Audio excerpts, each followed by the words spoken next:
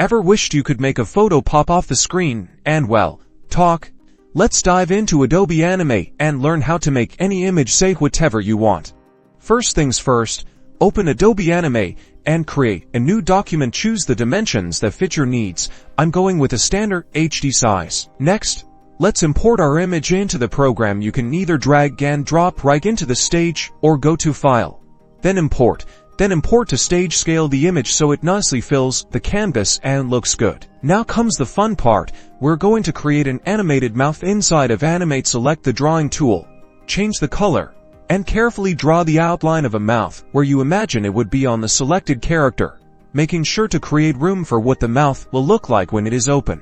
Using the timeline at the bottom of your screen, insert a new keyframe, and then modify the shape of the mouth you just created on the keyframe.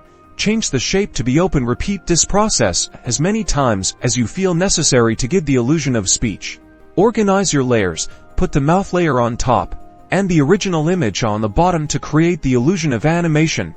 You simply switch between the layers to time your video. To add the audio, you can import an audio file or a sound effect. Line up the audio with the mouth animation on your timeline, then go to File, then Export Video, Media to save your creation, and there you have it, a chatting character made by you.